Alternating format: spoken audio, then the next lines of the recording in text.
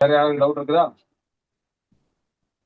இந்த செவ்வாயை பத்தி பேசும்போது புதன் தான் புராணத்தை பத்தி பேசும்போது செவ்வாய் வந்து கடைசியா உருவான கோள் அப்படின்னு சொல்றோம் இல்லையா? ஆமாங்க சார். இன்னொரு விஷயம் வரும்போதே சொல்றேன். தாத்தாவை பாட்டிய பாக்குறதுக்கு ராகு கேதுவை பாக்குறீங்க. ஆமாங்க தந்தைய சார். பாக்குறதுக்கு காரகரகம் சூரியனை பாக்குறீங்க. ஆமா. ஜாதகரை பாக்குறதுக்கு எந்த கிரகம் பாப்பீங்க? பேரனை பாக்குறதுக்கு எந்த கிரகம் பாப்பீங்க? கேள்விப்பட்டிருக்கீங்களா சார்? அந்த குரூப்ல இருந்து கேட்டவங்க பிரசாத், சாய் பிரியா சொல்லாதீங்க. சார் முயற்சி பண்ணுங்க. ஜாதகருக்கு குருவை சொல்லுவாங்களா sir? Sir right, very good. ஏன்னா நாடி விதிப்படி ஒரு ஆண் ம். ஜாதகத்துல குரு ஜாதகரை குறிப்பார், சுக்கிரன் பெண் ஜாதகத்துல சுக்கிரன் ஜாதகரை குறிப்பார். சரி, ஓகே. அப்ப நீங்க நாடி பிடிச்சிருக்கீங்க. சரி, ரைட். அப்ப பேரனை யார் குறிக்கும் சொல்லுங்க. வேற என்ன செவ்வாய் நீங்க சொன்ன ஞாபகம் இருக்குங்க சார். பாத்தீங்களா? விட்டீங்க பாத்தீங்களா? ஏதோ வீடியோ சொல்லுங்க. எந்த ஆமாங்க வீடியோ? சார், பார்த்துருக்கேன். ஏதோ வீடியோ பார்த்து ஞாபகம் இல்லைங்க சார். ஆமாங்க சார். செவ்வாய். செவ்வாய் தான் பேரனை குறிக்கும். காலபுருஷனுக்கு லக்னாதிபதி அவர் தான். சரியா?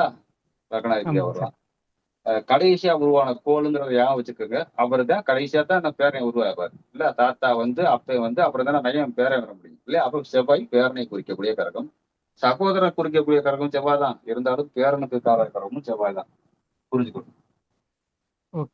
ஏன்னா காலபுருஷனுக்கு லக்னாதிபதி செவ்வாய். அவருக்கு அப்பா இவர் குரு. அவருக்கு அப்பா சூரியன் இவர். அவருக்கு அப்பா செவ்வாய் தான். அப்பா தாத்தாவே எனக்கு பேரனா வந்து பிறந்திருக்கான்ப்பா. சொல்றோமா? எங்க அப்பாவே ஆமா. எனக்கு பிள்ளையா வந்து பிறந்திருக்காரு. சொல்றோமா? ஆமாங்க சார். சொல்ல கேள்விப்பட்டிருக்கீங்களா? அதனாலதான் செவ்வாய், சூரியன், குரு 3 பேரும் திரிகோணத்திலேயே வச்சாங்க. விதை ஒண்ணு போட்டா சொர ஒண்ணா முளைக்குங்கிற மாதிரி ரத்தத்துக்கு காரகனான செவ்வாயே சூரியனுக்கும் திரிகோணம், குருவுக்கும் திரிகோணம். சூரியனுடைய விதையில இருந்து உருவானது குரு, குச்சிரகாரகன் குருனா, இவருடைய விதையில இருந்து உருவானது பேரன் செவ்வாய். அதே ரத்த பந்தம் தான் அப்படி சுத்திட்டு வருதுன்னு அர்த்தம். சரியா? அதனாலதான் இந்த 3 கட்டத்துக்குள்ளயும் ஒரே நட்சத்திரத்துடைய கிரகங்களே இருக்கும். சரியா? இப்படி எல்லா திரிகோணத்துக்கும் அதே மாதிரிதான் இருக்கும். எல்லா திரிகோணத்துக்கும் அந்த கட்டத்துல என்னென்ன நட்சத்திரங்கள் என்னென்ன பாதங்கள் இருந்துச்சோ அதே நட்சத்திர பாதங்கள் இந்த 3 கட்டத்துல திரிகோணத்துல இருக்கு. அதனாலதான் 3 திரிகோணங்கிறது சேர்ந்தே இயங்கும்னு அடிக்கடி படிச்சு படிச்சு சொல்றதுக்கு காரணமே அதுதான். புரியுதா? திரிகோணம்னா என்னன்னு தெரியல மக்களுக்கு. சாதாரணமா என்னமோ திரிகோணம் சொல்றாங்கன்றாங்க.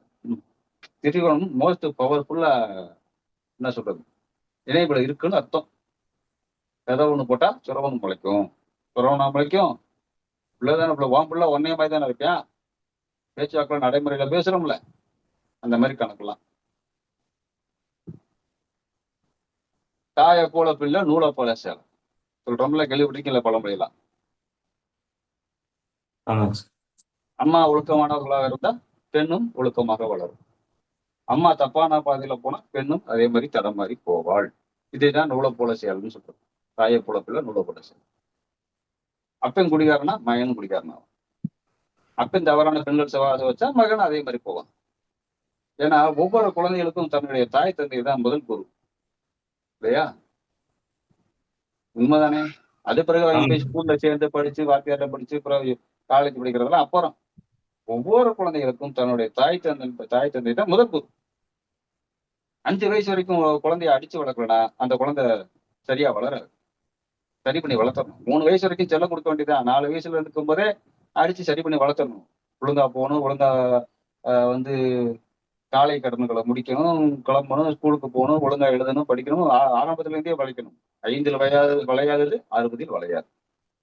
60 வயசானாலும் வளையாது. அப்ப தாய் தந்தை தான் தன்னுடைய குழந்தைகளுக்கு முதல் குருவா இருந்து எல்லாத்தையும் சொல்லிக் கொடுக்கணும். வீட்டுல உட்காந்து ஹோம்ஒர்க் பண்றதா இருந்தாலும், பழக்க வழக்கமா இருந்தாலும், நடைமுறையா இருக்கட்டும், பேச்சா இருக்கட்டும், பெரியவங்களை மதிக்கிறதா இருக்கட்டும், எல்லாமே சொல்லிக் கொடுக்கறதெல்லாம் பெற்றோர்கள். அப்ப பெற்றோர்கள் தான் முதல் குரு. கல்விங்கிறது என்ன சார்? நம்மளுடைய அறிவை வளர்த்துக்கிறது. அவ்வளவுதான். கல்விங்கிறது நம்மளுடைய அறிவை வளர்த்துக்கிறது, டெக்னாலஜியை வளர்த்துக்கிறது, இந்த காலத்துல உள்ள டெக்னாலஜியை வளர்த்துக்கிறது, புது புது கண்டுபிடிப்புகள் கண்டுபிடிக்கிறது. நாகரிகம் உருவாயிட்டு வளர்ந்துகிட்டே போகுது இல்லையா? இன்னைக்கு உட்காந்து பேசிக்கிட்டு இருக்கிறோம். இன்னும் 100 வருஷத்துக்கு அப்புறம் நாமெல்லாம் இருக்க மாட்டோம். ஆனா அடுத்த ஜெனரேஷனுக்கு இதெல்லாம் கொண்டு போய் சேர்த்துக்கிட்டு இருக்கிறோம் யூடியூப் மூலியமா இல்லையா? அப்படிங்கிற பட்சத்துல ஆஹ் என்ன சொல்ல வந்தேன், நம்ம சொல்ல வந்தேன், மறந்துட்டேன். இப்படித்தான். சரி, ஓகே. அடுத்த ஜாதகம் போமா? அப்ப முதல் குருன்னு சொல்ல வந்தேன். பெற்றோர்களுக்கு, குழந்தைகளுக்கு பெற்றோர்கள் தான் முதல் குரு.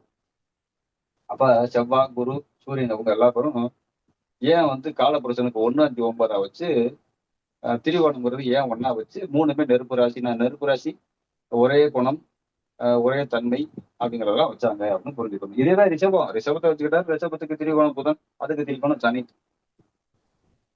அவ்வளவுதான் வித்தியாசம், வேற ஒண்ணுமே இல்லை. அங்க என்னென்ன நட்சத்திரங்கள் இருந்துச்சோ அதே நட்சத்திரங்கள் தான் இங்கேயும் இருக்கு. பெருசாலாம் ஒண்ணும் இல்லை. ஒருத்தர் தன்மையான மனுஷனா இருப்பாரு, ஒருத்தர் கொஞ்சம் ஆசா இருப்பாரு. அவ்வளவுதான் வித்தியாசம்.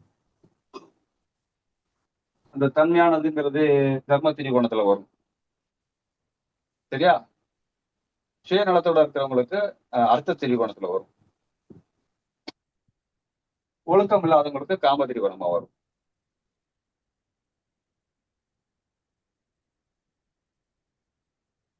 கடைசியா மோட்ச திரிகோணம் இருக்கும். அது எல்லாம் கலந்த கலவையா இருக்கும். தர்மம், கர்மம், காமம், மோட்சம் இல்லைங்க சார்? தர்மம், அர்த்தம். தர்ம திரிகோணம், அர்த்த திரிகோணம். அர்த்த திரிகோணம்னா பொருள். ஓகே பொருள் சார். சம்பாதிக்கிறதுலே குறிக்கோளா இருப்பாங்க. பொருள் சம்பாதிக்கிறதுலே குறிக்கோளா இருப்பாங்க. ஓகே. தர்மம்னா நீதி, நேர்மை, நியாயம், ஒழுக்கம் அப்படின்னு போகும். ஆமாங்க சார். காமம்னா பேராசை. அது எந்த வகையில எது மேலனாலும் ஆசை வரலாம். மண்ணாசை, ஆசை பெண்ணாசை, மட்டும். பொன்னாசை, ஆசை. அதான் காமம். காமங்கிறது ஆசை. ஓகே. மோட்சம்ங்கிறது எல்லாத்தையும் அனுபவிச்சு கடைசியில திருந்தி ஒழுக்கமா வாழணும்னு நினைக்கும். அதனாலதான் எல்லாம் கலந்த கலவையா இருக்குன்னு சொன்னேன். புரிஞ்சுதா? எல்லாம் ஓகே. கலந்த கலவை அப்படின்னு சொல்றது. சரி, இப்ப என்ன போவோம்? ஏதாவது கேள்வி கேட்கறீங்களா? அதுல போவோமா இல்ல பழைய இது போவோமா? சார் ஒரே ஒரு கிளாஸ் கேள்வி இருக்கு. வேற எப்படி கிளாஸ் கொண்டு போகணும் சொல்லுங்க. சொல்லுங்க சார். சார் இப்போ நீங்க வந்து அந்த புராணம் வந்து ராமாயணம் மகாபாரதம் கிடையாது அப்படின்னு சொன்னீங்க இல்லைங்களா? அதாவது கிரகத்துடைய காரகத்தை காரணத்தோட எடுக்கிறதுக்கு நான் வந்துட்டு புராணத்துல படிச்சேன்னு சொன்னீங்க. அது வந்து ராமாயணம் மகாபாரதம் இல்லைன்னு சொல்லிட்டீங்க. அப்புறம் வேற எந்த புத்தகம் சார் சொன்னீங்கன்னா எங்களுக்கும் ஆர்வமா இருக்கு, நாங்களும் படிக்கணும்னு கேட்குறோம். அதாவது ஒரு சில பெரியவங்க சொல்லி கேள்விப்பட்டு அதை மனசுக்குள்ள மைண்டில் உள்வாங்குறது. அப்புறம் இதுக்குன்னே ஒரு புத்தகம் ஒண்ணு இருக்கு சார். கிரகங்கள் பேசுகின்றன அப்படின்னு சொல்லி ஒரு புத்தகம் இருக்கு சார். அந்த புத்தகம் வந்து கிரகங்கள் உருவான வரலாறு. சப்